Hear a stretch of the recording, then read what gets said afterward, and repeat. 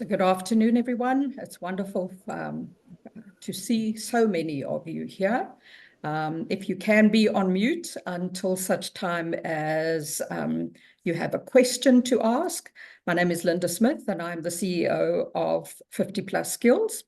And we're very excited about this event, but we also know that it's a topic that's close to many people's hearts. And so between Philippa, Terry, and myself, we're going to do 3 lots of input with questions in between. So that'll just make it easier for everybody to also be engaged. So I'm going to start my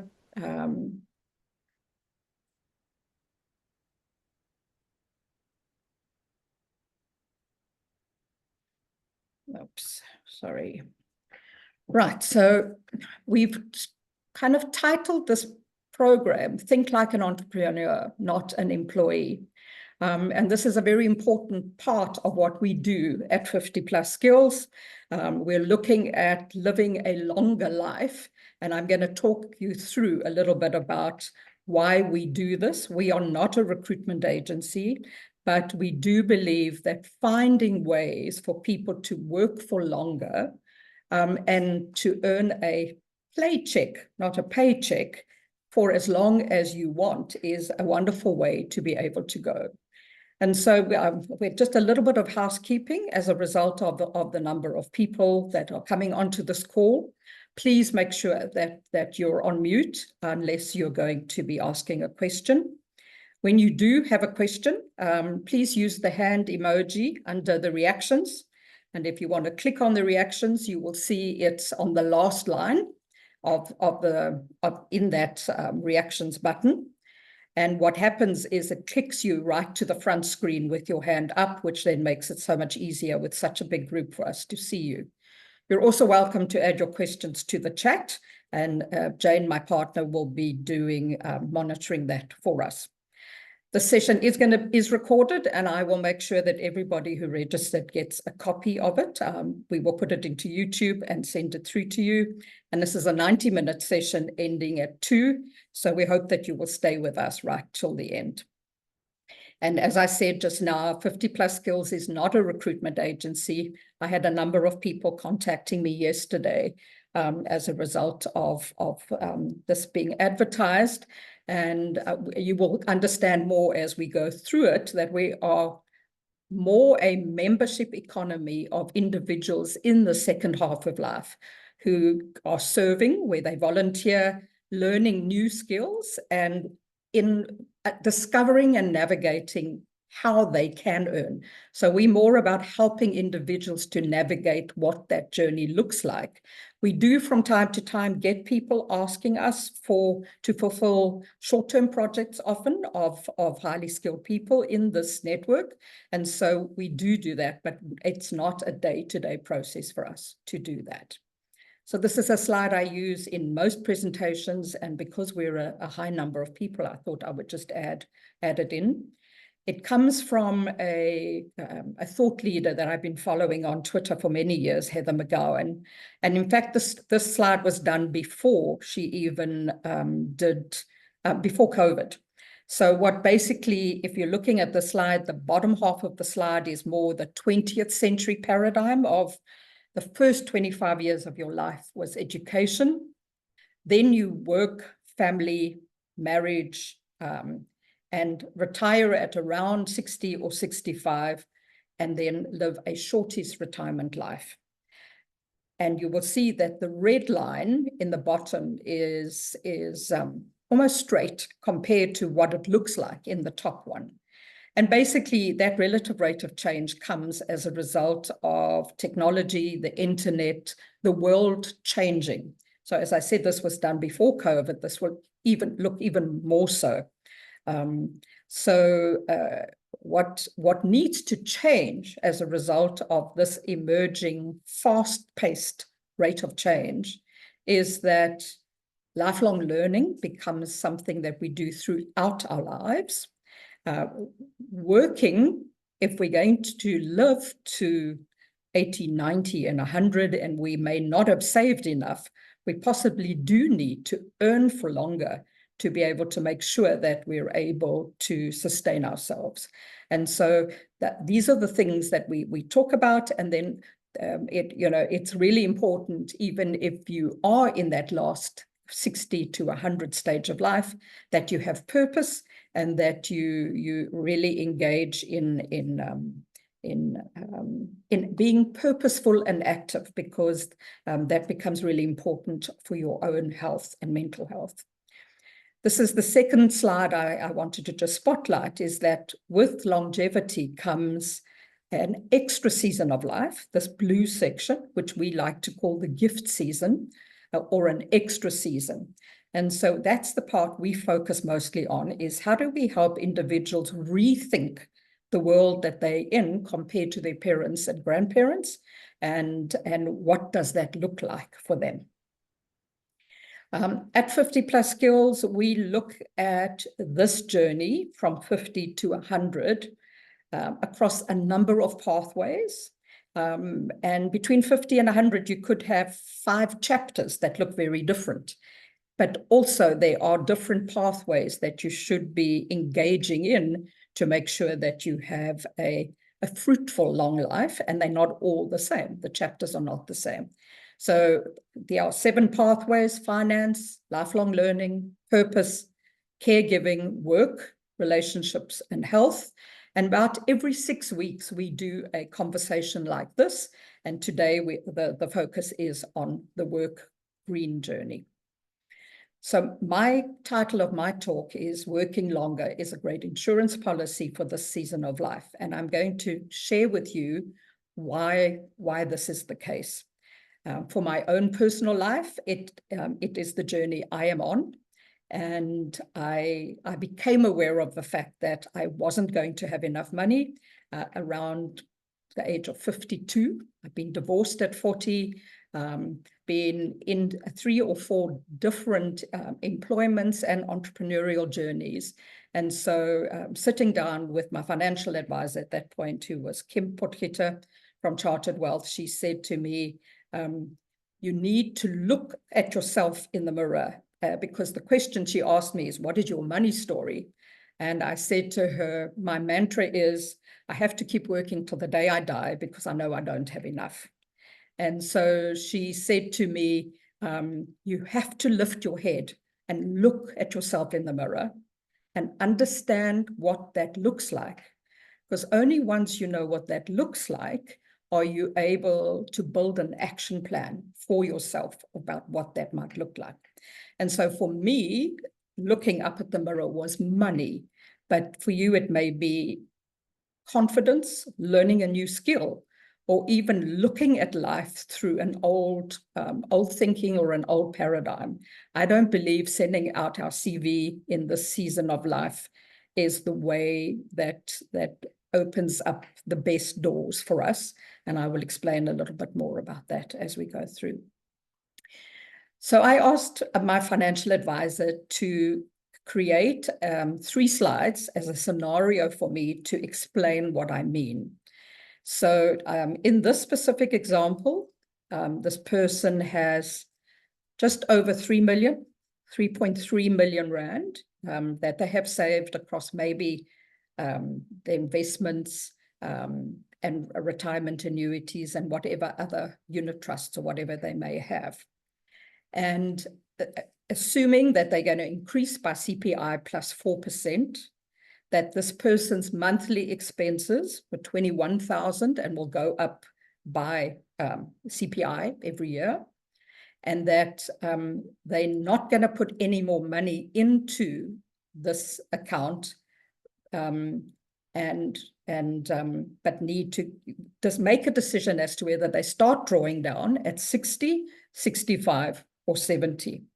And so this is what the graph looks like at 60. If you started to draw down this 21,000, it would last until 84, but then the money would be depleted. And in a longevity world, you may live to 90. And what does that mean?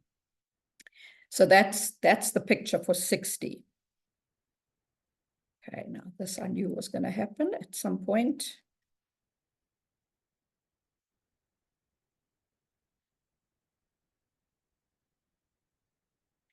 Right. Let me go back one. All right. So this is the second one, that is you keep working from 60 to 65 and allow your money to grow. That's where it goes up there at the beginning of the graph. And then you start to draw down, obviously that 21,000, but inflation linked over the years. And in this graph, you will see the money will last to 100 and there will be about R1,000,000 left. The third graph is if you work to 70 and you keep earning enough to pay your day-to-day expenses, but you allow your money to grow. And in this graph, you will then see that at the age of 70, your money's moved to almost 6 million.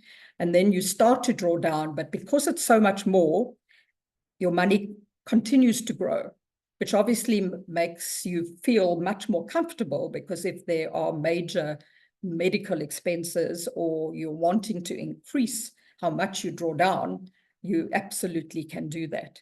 And so these three graphs help me a lot to think about my own life and when I'm talking to others about why I believe it's so important to work for longer. So some of the questions you might want to be asking yourself as you're in the season, maybe finishing your professional life and moving into what the next season may look like, is, do you want to continue in the existing line of work that you're doing, pursue a different dream or passion? Do you want to stay close to family or travel the world? How much time and involvement do you want to commit to work into possibly building a portfolio life that Terry's going to share with us? And then how much money do you need to earn? So, of course, that's one of the first questions, is always to deal with your financial advisor and understand, by lifting your head like I did, to be able to understand what does that look like and to do these kind of projections so that you are clear about what the goals need to look like. Through our 7 pathways, we always use this as a slide just to say we run these talks and we're offering great advice, but unless you put something into action for yourself, nothing's going to change. And so this is the season where the baton is handed from your employer, who pays you a monthly check, into your hands to create what needs to come next. And so 3 of the action steps, they could be very different for each of you on this call today, but discover, what do you want to do next? What are the skills, the marketing, the branding? Obviously, in this one, if you hadn't done the financial advisor thing, it would be also to understand what that looks like. And then networking and creating some doors that could open for you as you go forward. I love to remind everybody that in this season, we are all unique. None of us are the same. If you put 10, 21-year-olds who've just finished their degrees together, they are very much the same. Whereas for us who've been through the journey of 50, 55 or 60 years, we are unique. We have had different experiences, different skills. We've gone through different valleys and mountaintop experiences. Our health, our money, all of those kinds of things dictate what your picture looks like and your uniqueness. So it's really important that you work the plan for yourself. Many people will say to me, but where do we go and what do we do? So I've just put a few ideas down here of where I see the opportunities, more from an entrepreneurial or from an independent contractor idea. So, even if you're just a one-man person as a coach or a teacher, you have to create an entrepreneurial mindset. But there are fabulous opportunities in the wellness industry, teaching computer skills and digital literacy skills to many who need them. There are many projects and work in social media, managing projects. You maybe want to become a board member. The gig economy is huge and does allow us to be able to work both locally as well as internationally. As a social entrepreneur, I am a social entrepreneur, and this work was started out of that context of wanting to make a difference to people in this season of life in South Africa. And then some of the areas that I see opportunities, and really, it's about creating a solution to someone's problems. So professional parents may need help and support around their children, tutoring, taking children back home, holiday activities. Services for the elderly are huge and broad and wide, and we are growing more and more people in this season every day. The teaching, training, facilitation, coaching, and mentoring, if those are skill sets that you have, work in your area of passion around that. Travel-related work. I have a friend from school who's worked on the boats for more than 15 years as a nursing sister. Her children join her. She works for 6 weeks. She comes back to South Africa for 6 weeks. She's doing amazing work. And then I think the animal services they have created many, many different services that we can offer to people who love their animals dearly. The one big challenge that happens when we move from working under a corporate brand as an employee to working in the season is that we need to create our own personal brand. And so this is where we create and help individuals to say, once you know what it is that you want to do and who you are, creating a new profile that will go on your LinkedIn or the other social media profiles, depending on the direction of the product or the service that you're offering, creating and building networks and creating value. And as I said, become a solution maker. These are things that really are needed for you to get to that next point. We offer a course with 6 modules. We do them public courses for individuals to sign up for themselves, but we do also offer them in-house for companies to do for their employees who are within 2 to 3 years of retirement. The course has 6 modules, as you can see here: identity, who am I when I no longer work for the organization? And so we do a whole bunch of things. Our courses run with a 190-minute group facilitated masterclass for each of these modules, with a maximum of 10 people to a course. So it allows great value and engagement. And and then purpose and happiness. The next chapter here, we cover some of the bigger trends of financial advisors. What career, what do your relationships look like? Where do you want to live? Do you have enough money? So we go through the bigger mega trends. 4th one is on second careers. We dig deep into helping you kind of create that pathway.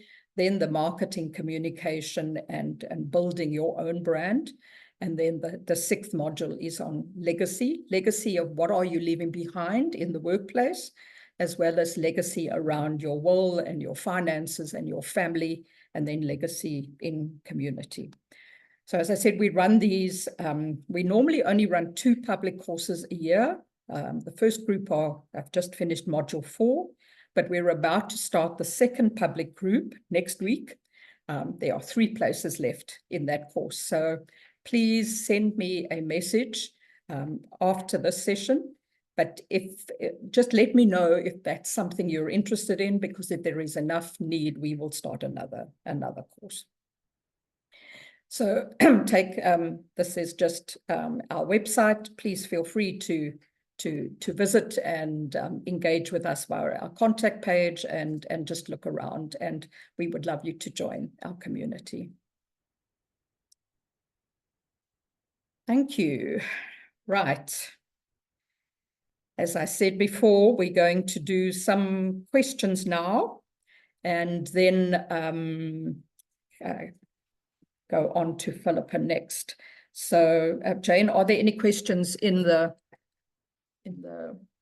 chat box? Or if not, put up your hand, as I had said, from the reaction screen, because that will bring you hopefully to the front screen. Jane? Linda, can you just make Terry and Philippa co-host? I can't from my side. Okay. Okay, Ginger's got a question. Ginger, okay. Off you go. Thank you. I have a question about finding financial advisors. I've had several over the years, and none of them any good, and I always sort of stop using them. But what's some hints on finding a good financial advisor, please? Sorry, Can Jane, I just, did you hear what you were saying? Ginger, you are actually logged onto this call twice, which is why I think you have an echo. So if you just check, Linda, she was talking about financial advisors and that she hasn't found them of much use. Okay. It's, So, you know, building a relationship, a trusted relationship with a financial advisor is one of the key things we should do for ourselves. And you may go through 2 or 3 before you find the one that works for you. And, you know, the Financial Planning Institute is one of our NPO professional partners, and they have a list of all accredited financial planners in the country per area. So you're welcome to email me and I can direct you to that list. Or if you want to ask me any other questions around it, I am not a financial planner, I'm a retirement life planner. So the financial piece is not the piece we deal with, but it's a critical piece for you as you navigate this part of your life. Thank you. Jane, anything else? No, nothing else, Linda. Okay. You can move on. No other questions? Okay, right. Okay, I'm going to engage with Philippa now. Philippa is, I know her as a generous human being because I remember in around 2014 trying to grapple with what I wanted to create, which is now 50 plus. And we only started 50 plus in 2018. So this was about 4 years before that. And I'd heard a lot about Recruit My Mom and just realized that maybe she would be able to guide me. And, you know, cold calling someone and asking them for advice, very seldom do you get much from the other side. But all I remember about Philippa that day was how generous she was and how some of the things she triggered me into the next part of what I was thinking. And so I have always been interested in the Recruit My Mom journey, because beyond that, I also get people saying, no, but is 50 plus like Recruit My Mom? Because that's what they do. They recruit older moms. And I said, no, they recruit young professional moms. And then Philippa and I became we're speakers on the Lionesses of Africa about 3 years ago, and we discovered that we both lived in Somerset West. And so we have become friends and professional colleagues, which is just amazing. So Philippa, share a little bit for us with what is Recruit My Mom. Linda, thank you. Those are lovely stories to actually recall, and sometimes I've forgotten how far back our journey goes. But thank you for hosting me here today on this very, very valuable topic. Recruit My Mom, as you say, is a recruitment company. We started in 2012, identifying that mothers of all stages needed to find careers with employers that actually respected their need for work-life integration. And so we kicked off with a very unique niche concept of having a recruitment agency that unequivocally stood for helping mothers. So the elephant was in the room. It's about mothers and what mothers need. And that's what we did. And that's what we do. We also have Recruiter Graduate, which is where we focused a little bit more on the youth. But Recruit My Mom is very much about more skilled job opportunities for mothers of various ages and stages. About 80% of our database is under the age of 45 and about 20% over the age of 45 at this stage. So maybe share what kind of recruitment you do. I know you've said mostly professional skills, but give us some idea of what that looks like. Yes. So typically what we do is we offer permanent placements. So that's an employer looking to have somebody on their books and pay them a salary. So we do permanent employment. We also then do fixed duration contracts, which the most common one known is either to cover sick leave or maternity leave.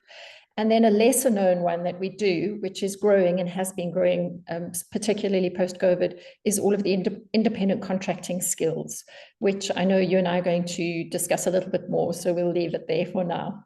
Right. So you talk about this post-COVID scenario. You started in 2012, and I'm sure, like most things, COVID wiped the slate clean and changed the world for all of us in different ways. So share with us maybe what that did for you in this space. Yeah, COVID was I think there isn't anybody who wasn't touched by COVID, and it's certainly something that will leave its mark on work globally, how we work and how we interact with work, but also on us personally and deeply. So pre-COVID, we were doing an enormous amount of education with employers about different ways of working. In 2012, even working on the internet was quite new. And so if one tries to explain to employers to think about different ways of working, it was quite novel. Come COVID, and overnight, we didn't have to do any education any longer around different ways of working. Everybody understood what is remote working. People switched very quickly to working. And so what we saw was this rapid change towards digitization. Literally within 6 months, companies who'd never thought about remote working, had never thought about digitization, it happened overnight. And then what we saw was you came out of COVID and everything had exploded into a digital world, and you started to see a very, very big demand for global skills. And so global skills just, again, started to be sucked even out of the South African market as global markets started to look around where they could get these skills. And so that was a big shift for us in South Africa, is that where we were playing in a local sphere of work, we were now playing on a global sphere. And where there's shortage of skills, those skills were quickly absorbed either locally or internationally. In addition to that, what we've seen, and more recently, even post-COVID, is that we've started to see employers having a bit of a cost squeeze. So you've got inflation rates going up, you've got cost of living going up, so costs for employers are going up, but costs for employees are also going up, which pushes up pressure on employers. And then you've got generative AI, something that was new and recently come to bear in the marketplace, together with geopolitical turmoil and tension that's happening around return to office. All of these dynamics happening post-COVID that we didn't have to deal with pre-COVID. And another big shift was, the importance of diversity, equity, and inclusion that is really driving decisions for employers. So what we saw is that initially post-COVID, during COVID, massive swing towards remote working. Then starting to come out of COVID, a much bigger swing towards hybrid ways of working and an absorption of remote workers. And now you start to see, as employers are settling, this tension that we talk about return to office. And that has increased a need for contingent and non-traditional ways of working amongst employees who are saying, actually, I don't want to go back to the office, thank you. Actually, my mental well-being and my wellness and my health is actually more important to me. And so these are just some of the things that we're dealing with in a workplace. So your original graph that you showed about how things were and how things are, now things are very different to what they were pre-COVID. Wonderful. I know that you've just undertaken a piece of research on women in the workplace. And when you and I chatted over coffee, you spoke about how much ageism was one of the things that was highlighted. Do you want to share what some of those facts from there? Yeah, absolutely. So we, just for everybody on the call, is that at Recruit My Mum, we undertook one of the biggest working women surveys in South Africa with over 2,000 respondents. And the report is available on our site if you want to have a look at all the details. But one of the things we asked about was, what are the barriers to career growth? And what was interesting was your top three were lack of opportunities internally, lack of mentorship and networking.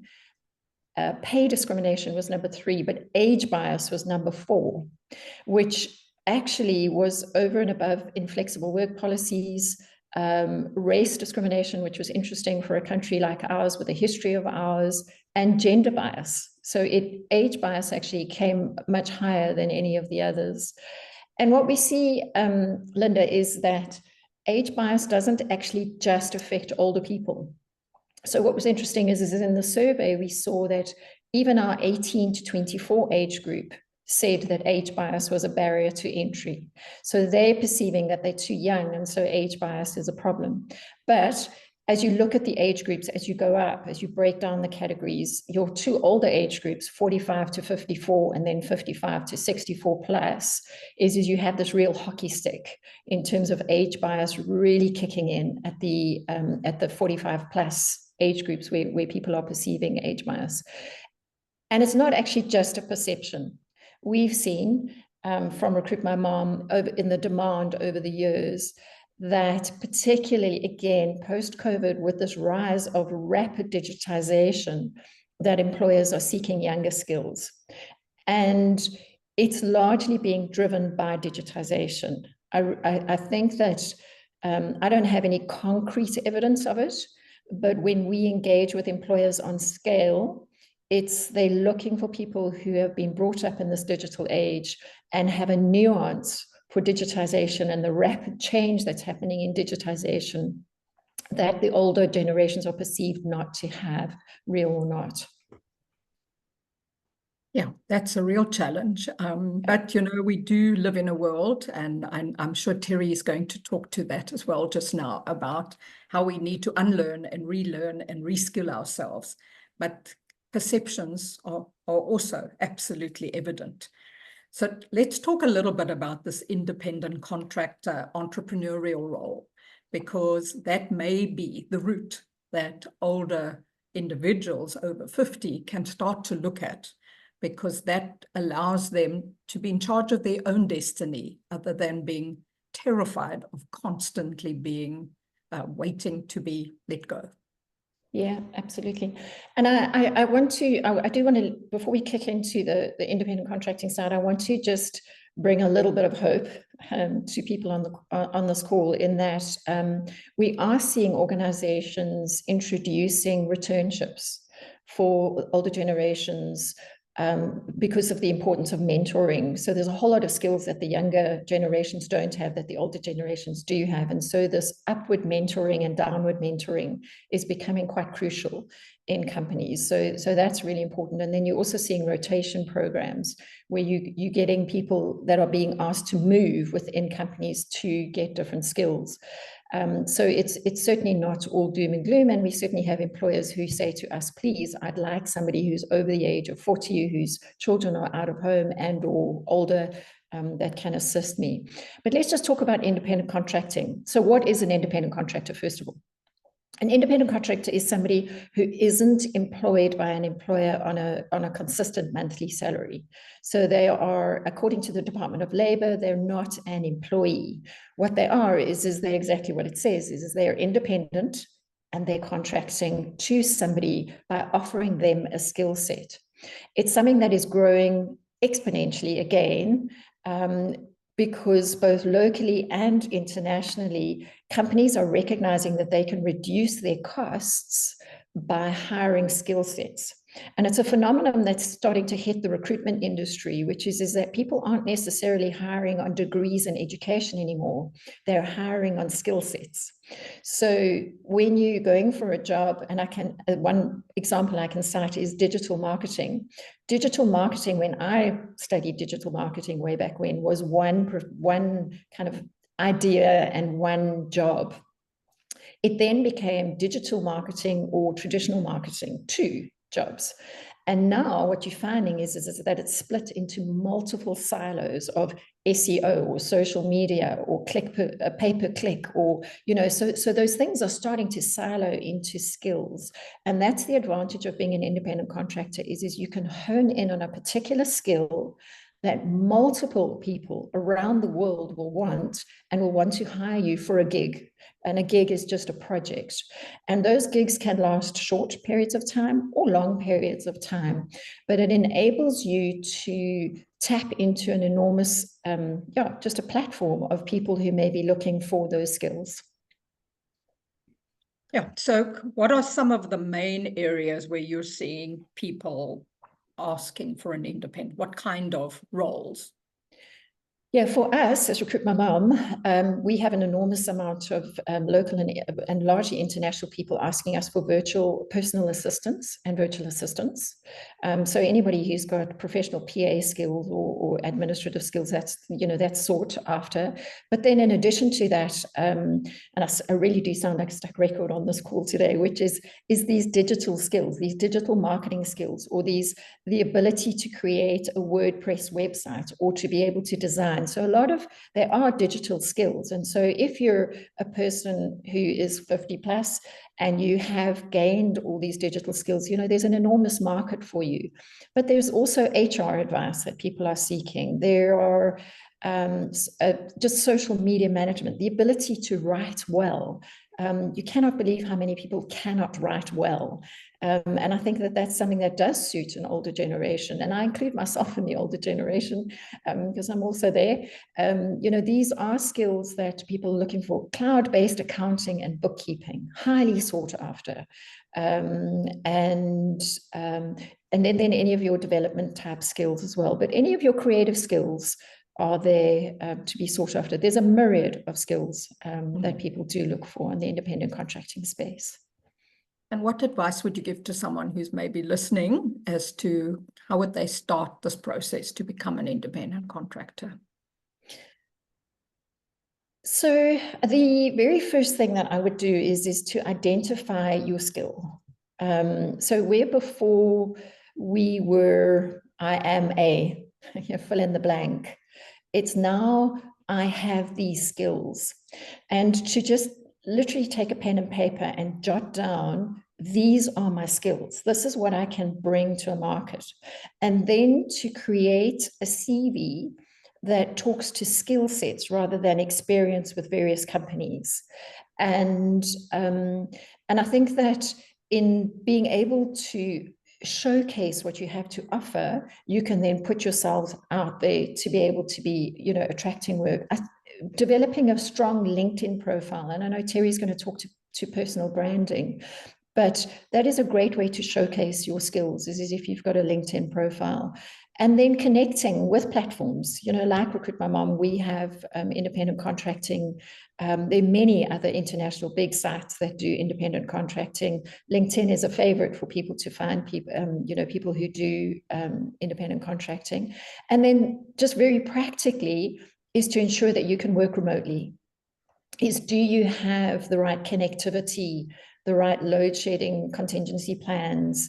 Do you have the tools to be able to work remotely? Because you need to be reliable. International employers hiring South African skills are less tolerant of our load shedding issues and our connectivity issues. So you do need to have those in place so that you can deliver a professional service. Wonderful. Wonderful, Philippa. You've shared such amazing, broad advice that I hope brings a sense of hope to many in this call and those that will listen afterwards. So let's open it up to see if there's some questions now from the audience. I think there are some, Jane, in the chat box. Yes, there are. So the first one is there a Recruit My Dad for the men in the world? I get, for every person that asks me that, if I got a rand, I think I would be a millionaire by now. But the answer is that every other recruitment site that exists is for a dad.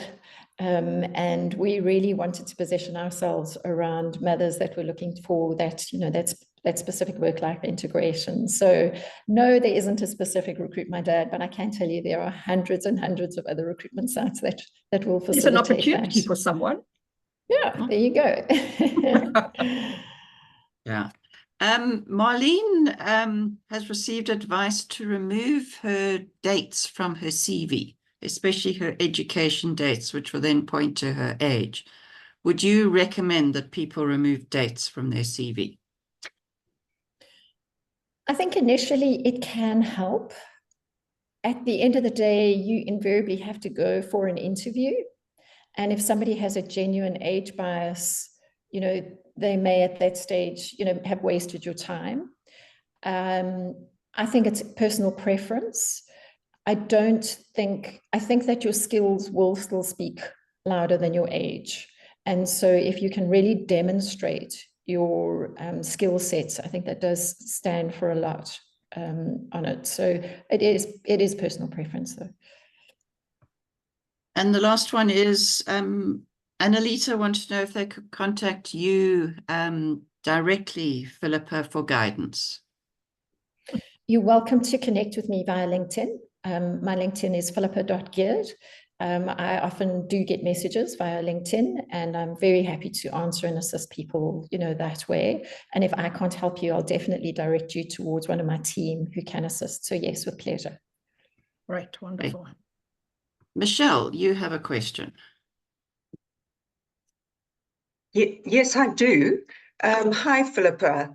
Thank you very much. I wanted to know about your relationship with your international clients.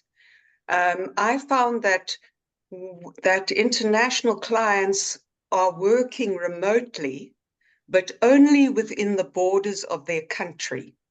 In other words, they are, by legislation, it's very difficult for them to actually recruit somebody to work for them on whatever basis outside the borders of their country.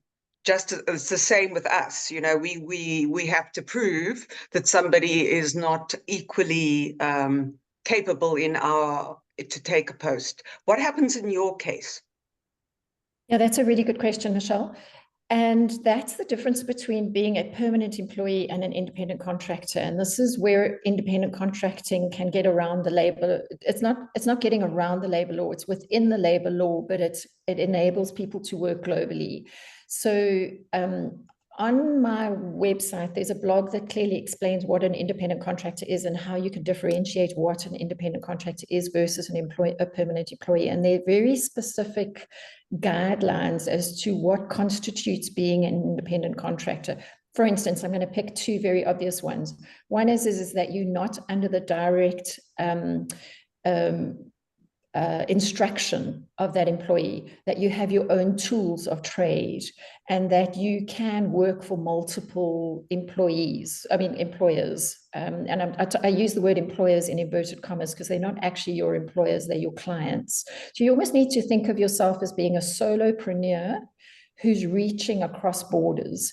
And so anybody in any country can employ somebody from another country in their labor laws, provided that person isn't earning more than 80% of their income from that one employee. Once they're earning 80% of their income from that one client, the Labour Department in South Africa and SARS will start to get a little bit antsy with you, because then you may be deemed as being a permanent employee, but all the while you're gigging. So you're doing a project and you're moving on. You're doing a project and you're moving on. You're completely within your legal rights to be working for local and international companies. I hope that answers your question.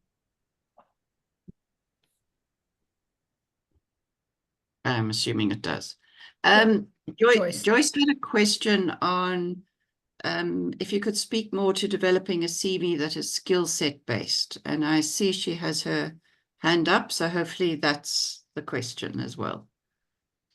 Yeah, so a traditional CV would typically build from your education and then go into all of the places where you've worked previously, your roles and your responsibilities. And you tend to lay out all your roles, all your responsibilities to showcase just what a broad expertise you have and how much you can bring to a company.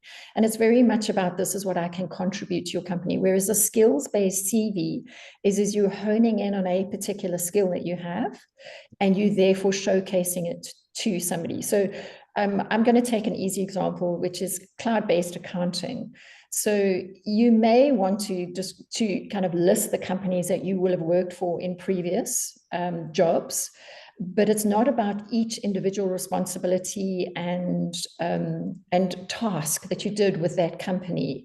It's more about your skills that you can bring. So you would list all of the skills you can do as an accountant, and it's almost like a reference section of these are the companies where you've previously worked, which then gives you the credibility to it. So it's a nuanced CV around your skill set rather than trying to showcase the previous companies you worked for and or a broader set of experiences that you're bringing. You're really honing in on a skill set rather than your holistic person that you're bringing to a company. Is a section on who you are as a person and what you're seeking, what you're passionate about, almost like a bit of a 2-paragraph profile. Is that also starting to impact? Sometimes, Linda, it still is very relevant when you're looking for a permanent position because they're looking for a fit. Whereas if you're an independent contractor, you don't have to be a perfect fit. Yeah. They're after you because you've got a certain skill that company needs, and they need you to come in and add value immediately to their team, and then you'll move on. So it becomes your reliability, your trustworthiness, all of that becomes really important, but that's where your references, will help you. So it's less about that fit anymore. It really is, I have a skill, I'm coming in, I'm going to add value to you, and then I'm going to go and move on to someone else. Yeah. Right, I'm going to bring it to a close so that Terry can do her section, and then we will have time at the end. And then anybody can ask questions around any of the 3 talks. So Terry, I'm going to hand over to you now. Terry is a 50+ member, and I met Terry a few years ago. I have always been fascinated by Terry. She has done number of skill-related pieces of work for 50+, like editing and Canva and all kinds of bits and pieces, and I have sent you to others who are looking for public speaking skills. I haven't done the baking cakes piece yet, or the Microsoft piece. So, but I'm going to leave it to you, Terry, to tell us about your portfolio career. Tell everybody what you see as a portfolio career, because I think that fits perfectly for someone to become more unique in this season of life. So over to you, Terry, and thank you for using your wonderful skills to sort out the spotlights on this call. No problem. Hi, everyone. My name is Terry Winship. And what I'm talking about will keep changing up at the top here, just in case you don't notice that. So what is a personal brand? This is the perception that others have of you based on your skills, your experience, your personality. Basically, it's your professional image and your reputation. The trick is for you to consciously develop and manage this brand all the time. Let's move on to a portfolio career. It's been mentioned several times today. This really involves pursuing multiple job roles or having multiple projects simultaneously rather than working in a full-time project. Freelance, contract, consulting, part-time, but basically lots of little bits of income generating activities. What you need is a diverse skill set. You know, I think if I look at my grandfather, he worked in one job his whole life. When I look at my dad, he worked in one industry his whole life. We have come to the part now where we can be experts on several things. We don't just have to be slotted into a little narrow niche. You know, there's that saying, a jack of all trades, which is almost used as an insult. But actually, if you look at the full quote, it is a jack of all trades, master of none, but oftentimes better than the master of one. And I want to give you an example of this. I teach presentation skills at corporates, but I also teach PowerPoint, and I also teach Canva. So when I go in to teach presentation skills, I can teach them all the technical skills around that. So I have many skills that I keep sharing. The next thing around this is being flexible. We have to change our mindset to think that the world is going to work like it did before. COVID changed so many things. We have to become adaptable, and we have to be open to different kinds of works and opportunities. You can't just think that you need to get a contract. Everything that I do, I've created. I've created courses myself. I've put them out there. I've phoned up people and made suggestions. So I don't really get employed. I keep creating opportunities for people to know about me and to use me. The nice thing about this is you have got multiple income streams. Currently, I just worked it out this morning. I am getting income from about 12 different companies, all different projects. Some pay me monthly as a retainer, some pay me per job. But if I lose any one of them, it doesn't tip me into that black hole straight away.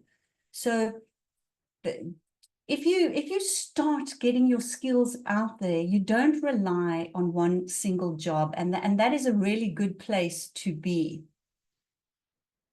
Lifelong learning. I cannot emphasize this point enough.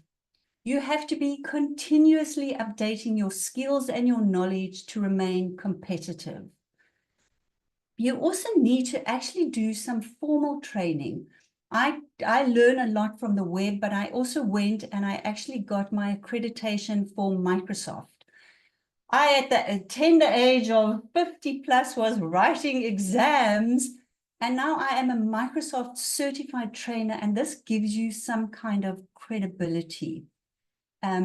So while I learn continually, I also make sure I have credibility, which allows people to trust in what I am offering. Absolutely networking. If you want to have this whole broad range of opportunities across different sectors, you need to have so many different sectors knowing about you. Networking is really a skill, but it's something you have to work on. I can tell you 8 years ago, I went to a networking event with all my newly printed cards, and I hadn't learned the skill yet of networking. And I went there for 2 hours. I didn't speak to one single person, and I went back with all my business cards. So a complete waste of time and effort. Now I do it very differently. And I actually realized there's people standing in the corner who's shy. So I'm the one walking around, shaking hands, introducing, putting people together. But if people don't know about you, no one is going to be able to tell you about opportunities. So let's talk about the benefits, because I know many people are afraid. You've been working in one company, and now you don't know how to be in this new world. So first of all, believe it, you absolutely have so much flexibility and control of your personal branding, of your career path, of your work-life balance. And like Linda said earlier, if it's after 65 and you're getting some income in, you can decide what hours you want to work. You don't have to work yourself to the bone. I know at least 5 or 6 people who never work on a Friday. They've decided a 4-week work week is what they need. Other people don't even work on a Monday or a Friday. Some people work afternoons only, mornings only. It is entirely up to you. Also, what you can do is you can look at your times when you've got the most personal energy and schedule times to work for that and take down times. But you have really control of your image. You need to work at that. You need to get out there. And another thing is, if you are offering more skill sets, you're going to have more opportunities. I often say to people, I just need to get a foot in the door. I can't tell you how many clients I went in to teach Excel. Now I am teaching presentation skills. Now I'm teaching calendar management. Now I am teaching prioritizing your to-do list. And it's also part of this thought process of never saying no, A, because you're afraid, and B, because you don't necessarily have all the skills. I will say yes if it's something I know I have the potential to do, and then we'll go on this intensive research on the internet. I will read books. I might even go on courses. But by the time I come to do that training, I offer them something of real value. And the benefit for me is I keep learning new skills. I'm on top of my game. I'm giving them stuff that they want. So I find that I have some set of security because I have lots of different clients. But it often feels like I'm making a meal out of snacks. And what I mean by this is I earn 2,500 Rand there, $300 here, 5,000 Rand there. I hit a luck and do a 20,000 Rand contract. But all these little bits actually add up to a substantial meal. And so I've learned to not panic, to think, oh my goodness, look, I've got 4 jobs this week, only earning 1,000 Rand each. Because it takes time. You've got to build up, and you can slowly increase your rate. You can look at what others do. And I've also started being quite bolshy. I say to clients, this is my rate, and take it or leave it. And I've doubled or tripled or quadrupled my rate, and people still use you. So you have to kind of be ready for opportunities. If you are going to do your CV with your skill set, have it ready. When an opportunity comes up, you're the first one to email and to get it in. If you want to do speaking, make sure your portfolio is ready. Don't have to say, oh, I'm interested, but let me quickly go and write a CV. That's not going to get you anywhere. And for me, I think because of my personality that I chase shiny things, but the personal fulfillment of doing different jobs, of continually having to push myself, having to learn, having to see how other people work has been fantastic. And I can tell you, if I look at the last 2 weeks of what I've done, I finished up writing a manual for Oxford University Press. I ran the Pecha Kucha in Cape Town. We sold out 350 tickets. I coached 10 speakers to speak on the stage. I was the MC. I worked at a client on their Excel. I ran a Zoom for somebody and did video editing. But all of that keeps you alive, keeps you awake, keeps you interested. I maybe have a low boredom threshold, and this way of working really suits me. And I want to say, just keep curious. Keep learning new things. Be out there, be available. So I'm going to share some of my strategies for success. You have to know your strengths and weaknesses. You've got to know what you're good at, what you're passionate about. But at the same time, we don't live in la la land where they say, go out and follow your dream. We have to pay the rent. We have to do jobs that are not that exciting, but we're good at them. But you will see over time, I like training people, but I also like getting my head down into a very difficult Excel spreadsheet. I love helping other people.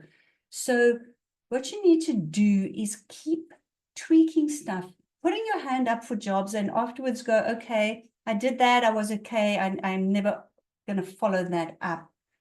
For me, one of the biggest things to improvement has been getting feedback. I do feedback forms if I've been training, if I've been doing work at clients, I ask them for feedback.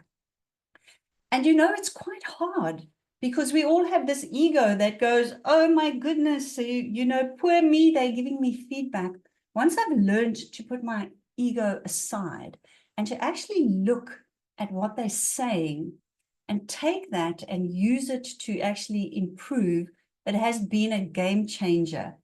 It's also hard because people aren't skilled at giving feedback, so they can be brutal as hell. And it is your job to actually learn to kind of still be okay after the feedback. And another thing is self-reflection.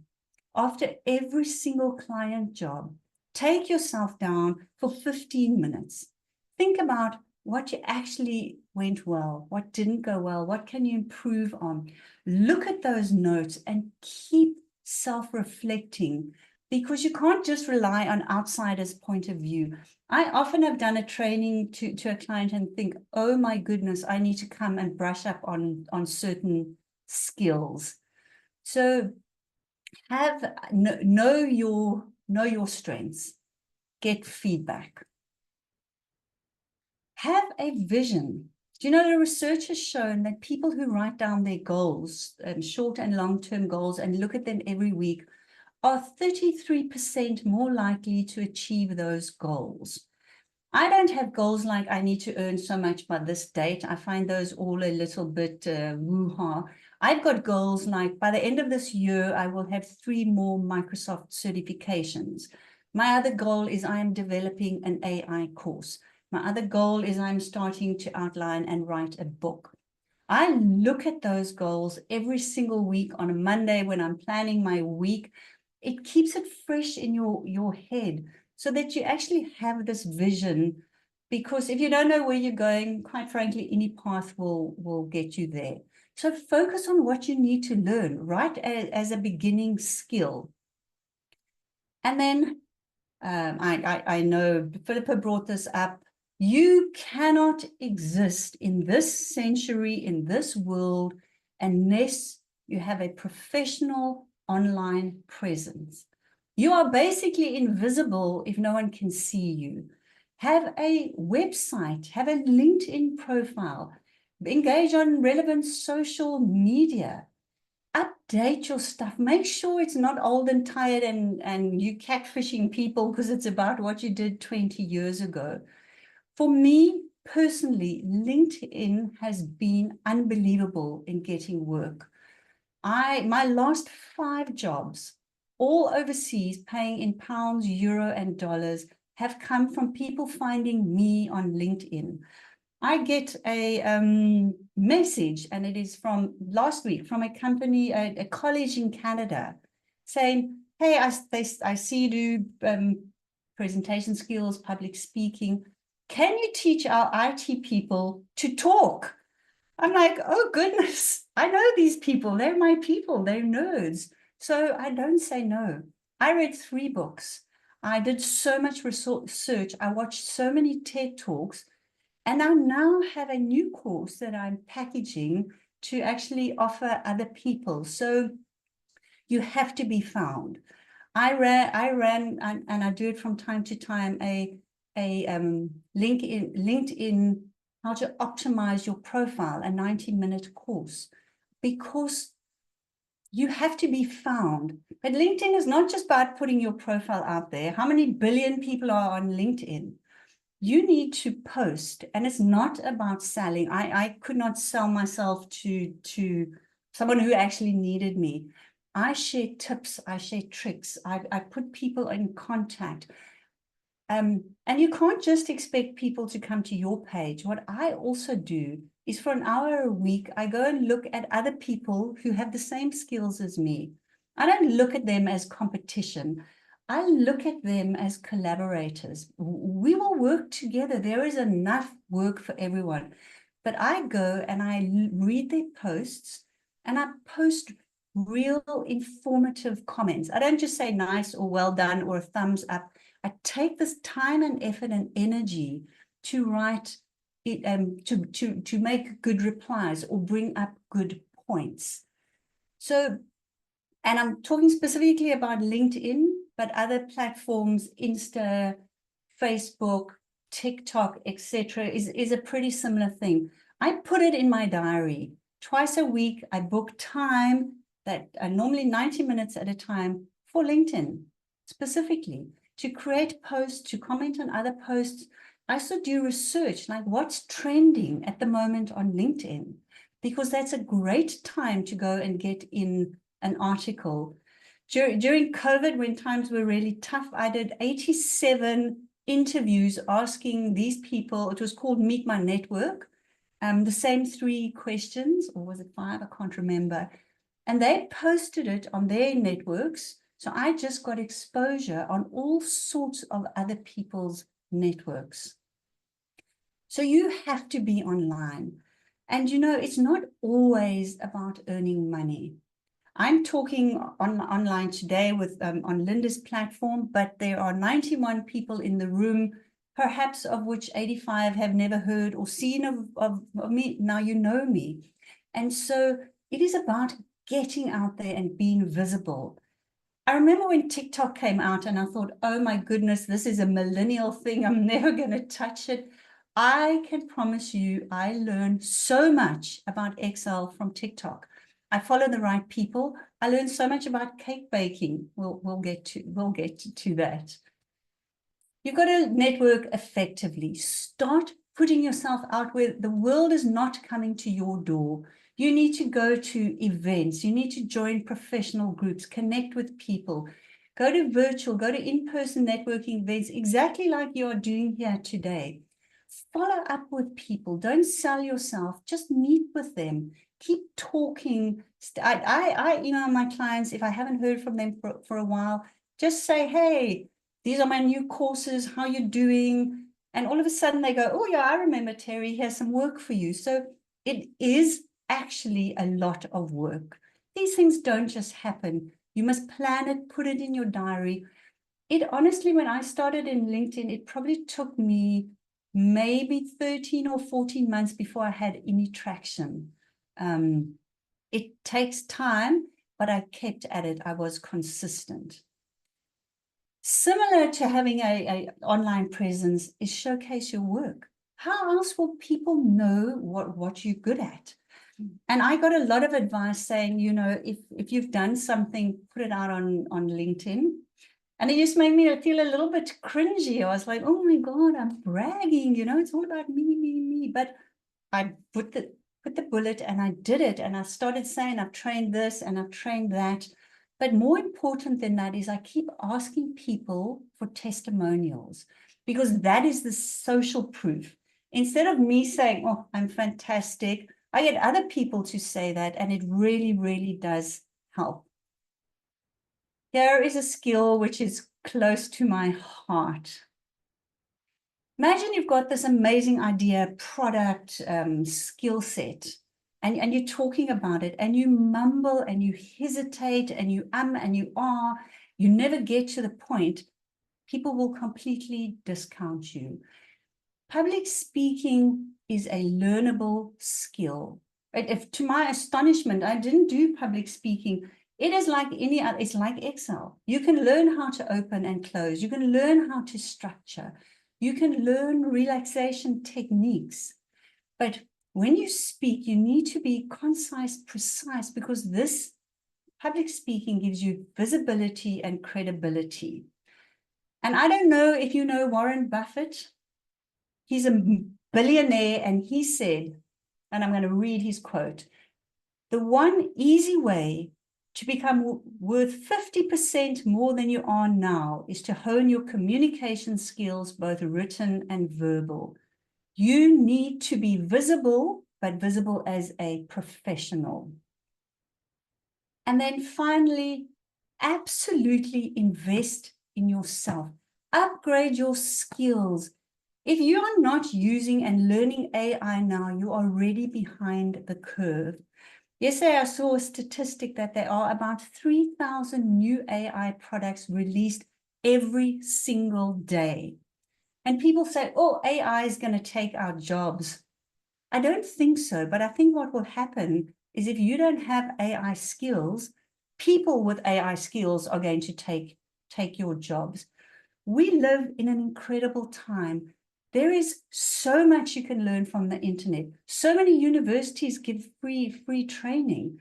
You can learn everything you need to know about Excel, Word, PowerPoint, public speaking, LinkedIn, from watching YouTube videos, from even going to TikTok. You can do micro learning or at the time of need learning. If I'm trying to do something clever in Excel and it won't work, I go right there and then, and in the next 10 minutes, learn that skill. If you are tired at the end of the day and you're flopping in front of the TV and being mindless, think about it and say, okay, for the first half an hour, 45 minutes, I'm going to watch something that I need to learn. If it is how to bake cakes, if it is Excel, if it is public speaking, if it is about AI. And you know, those half an hours are going to start adding up.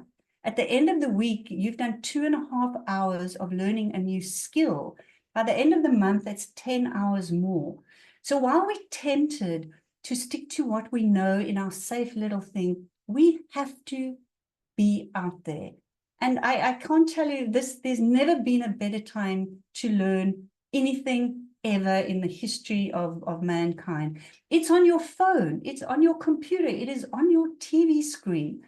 But you need to invest in yourself because you are your asset that has got to survive until you are 80, 90, 100 or whatever. But I want to say to you, have fun in your life. Do not sit there and go, I can only do one thing. I spend so much time on a screen that in the evenings, I cannot go and sit in front of another screen. So I decided to start baking. I've been on some baking courses. I follow a whole lot of YouTube channels. I sell it to friends, neighbors to cover the costs. But it's such a creative outlet. But anything I do, I want to be good at. I don't want to semi-do something. Yeah, there is me on this side speaking at Pecha Kucha last week. Terrifying, absolutely terrifying to have sold 320 tickets at 175 Rand each, filled the theater, and I'm holding it together.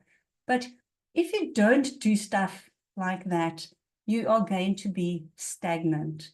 Here I am teaching university lecturers. Here's my book for Oxford University Press.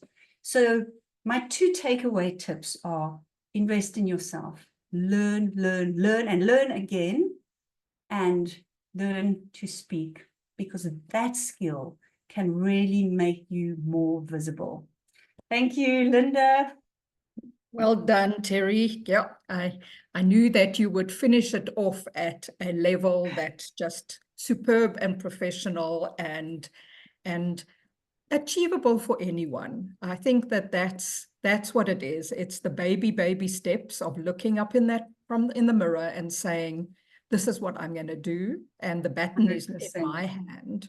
As you were talking, I remember a lot of my learning of both social media and digital literacy was through Peter du Toit, who's moved on to climate change. We need to get him back on that as well. But he used to say, with social media, if you don't work out aloud, you are invisible. And most of the people on our 50+ group are invisible. I don't know them. And, these are the things that we need to do, is to be confident enough in who we are, to be able, we've all got gifts and talents. And that's why I love this being the gift season or a legacy season, because we get to choose. Absolutely. And I think, I terrify myself sometimes. I say yes to things and then I go, oh my God, why did you say yes now? But it pushes you, it keeps you alive, it keeps you relevant. And then when it's a success, you kind of go, right.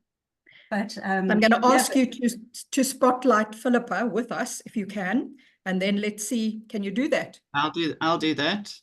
Okay, Jane, thank you. Yeah. And let's see if, I know there were lots of questions, Jane. There was one about how do you manage your tax or your, with SARS, with so many different people that you are earning from. Do you want to answer it, Terry, or do you want me to? So I am, so for a lot of my overseas work, what is interesting is I've worked for the Knowledge Academy for months now. Each job is a separate contract that they pay and I sign. I put it all into a spreadsheet as and when I do it. I hand it over to my beautiful accountant who comes back to me and says, you're paying X. That is not one of my skills, but I keep very good records. And that's something I'm not naturally good at admin. In fact, I can safely say I hate it, but I've had to be organized because I've got so many different clients, so many different countries, but I'm very happy to pay tax. I don't try and hide anything. And some comes in my personal account, some comes in PayPal, some people have paid on my credit card, but I just put that all together in an Excel spreadsheet, the date, the amount, what it was in dollars. And also what's interesting is I look at it at the end of the month and I go, oh my goodness, these snacks have become a meal. But yeah, I record everything for SARS and I take the hit. Yeah. Yeah. Yeah, being a provisional taxpayer, and as you say, the skill set, I went through a period of my life where I made an almighty mess of trying to do it all myself. And now it goes to chartered tax as part of everything. And she saves me money, and it is their skill set and they know what they're doing. Yeah. I think I said that earlier, is know your strengths and weaknesses. I know I'm terrible. Tax makes my eyes roll back. Do you know what I mean? So I pass it on. Absolutely. Yeah. Right. Jane? One question, what's the best place to start learning about AI? Can I answer that? You can. So there is so much free AI there. I would go online, I would find Bing or ChatGPT, and I would speak to it like a human. And I would say, hi, ChatGPT. I am 65 years old. I do not know the first thing about ChatGPT. Please, can you set out a schedule of learning for me? What do I need to know? ChatGPT will say you need to learn A, B, C, D, E, and X. I copy that, I put it in a Word document, and I say, okay, teach me about the first thing now. It is incredible. It will really teach you what you need to know. I also follow TikTok on AI. I follow YouTube people on AI. I read a lot about AI just because I find it fascinating. But honestly, use AI to teach you AI. Don't get sucked into paying thousands, except I am writing a course, but at the same time, really everything is on the internet that you need to know. I can't emphasize this enough. Go and do a search on the top AI speakers. Go and watch TED Talks on AI. There is so much out there, but honestly, I actually do a course, which I just did 2 weeks ago in America, about getting AI to be your teacher. How can it teach you Excel, Word, PowerPoint?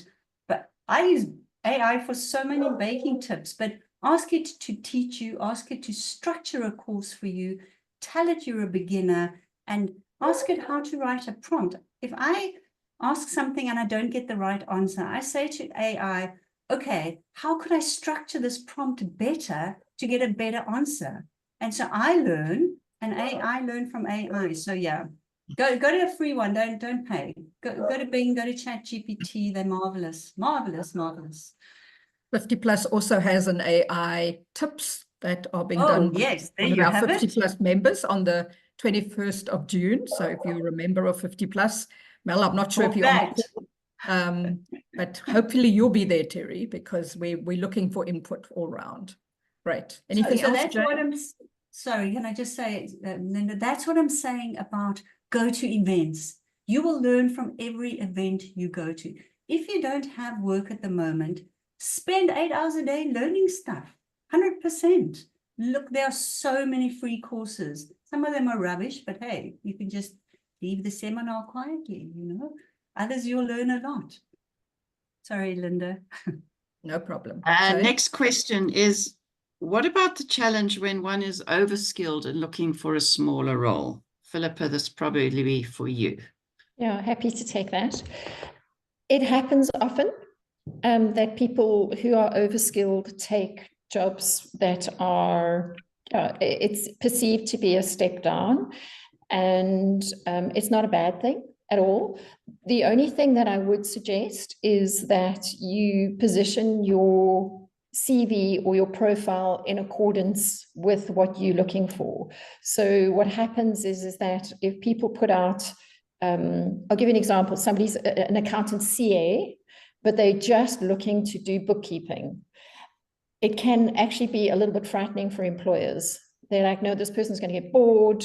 I don't want to employ a CA. And so what you've almost got to do is you have to unfortunately dumb down what it is you're looking for.